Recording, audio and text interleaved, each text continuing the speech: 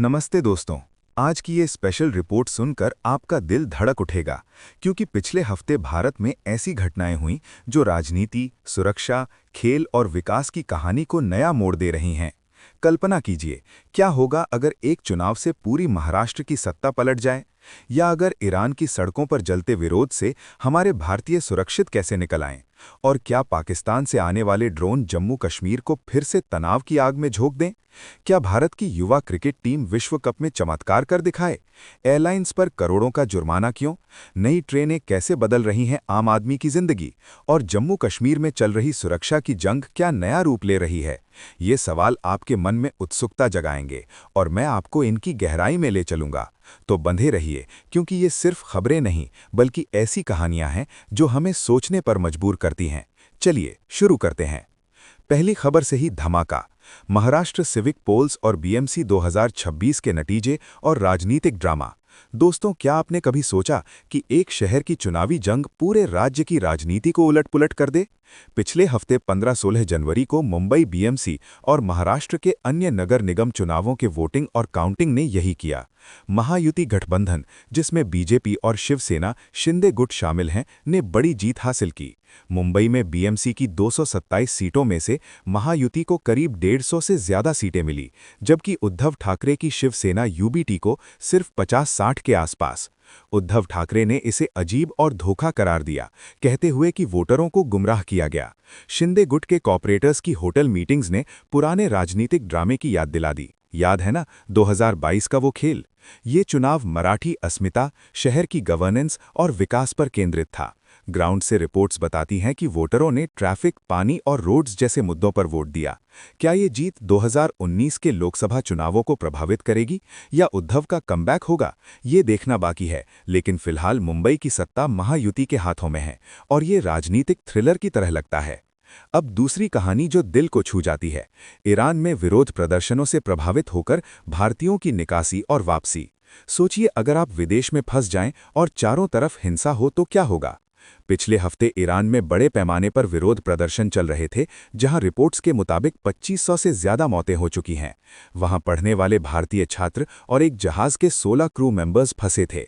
भारतीय दूतावास ने कमर्शियल फ्लाइट से उनकी सुरक्षित वापसी कराई। कुछ क्रू मेंबर्स को हिरासत में लिया गया था, लेकिन कॉन्सुलर एक्सेस मिलने के बाद वो लौट आए। ये घटना भारत ईरान संबंधों, मिडिल ईस्ट की अस्थिरता और हमारे डायस्पोरा की सुरक्षा पर सवाल उठाती है।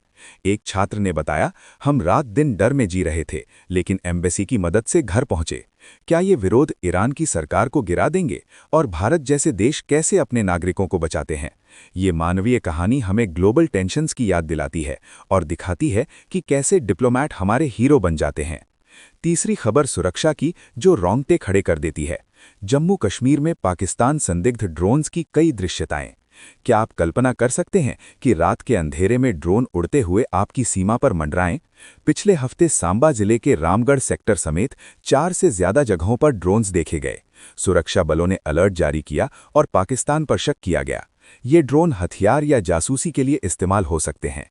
जम्मू कश्मीर में बॉर्डर टेंशन्स पहले से ही ऊंचे हैं और ये घटनाएं भारत-पाकिस्तान डायनामिक्स को और जटिल बनाती हैं। लोकल लोगों का कहना है, हम रोज डर में जीते हैं, लेकिन आर्मी हमारी रक्षा करती है। क्या ये ड्रोन्स नई तरह की युद्ध तकनीक हैं, और भारत कैसे जवाब देगा। ये जांच पड़ताल वाली कहानी राष्ट्रीय सुरक्षा की गहराई दिखाती है और हमें याद दिलाती है कि शांति कितनी नाजुक है। चौथी खबर खेल की दुनिया से, जो उत्साह से भर देती है। भारत अंडर 19 क्रिकेट टीम का 2026 अंडर 19 वर्ल्ड कप में परफॉर्मेंस। क्या एक मैच से हीरो बन सकते हैं युवा खिलाड़ी।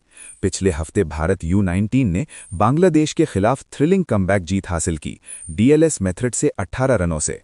ग्रुप स्टेज में टीम का प्रदर्शन शानदार रहा, उभरते टैलेंट्स ने कमाल किया। ये युवा क्रिकेट, ट्रेनिंग और प्रेशर हैंडलिंग की कहानी है। एक प्लेयर की जर्नी सुनिए, गांव से निकलकर विश्व कप तक। क्या ये टीम 2026 का खिताब जीतेगी, और ये फ्यूचर स्टार्स सीनियर टीम में कब आएंगे। ये स्पोर्ट्स ड्रामा हमें प्रेरित करता है और दिखाता है कि कैसे क्रिकेट भारत की धड़कन है। पांचवी खबर, जो आम आदमी से जुड़ी है।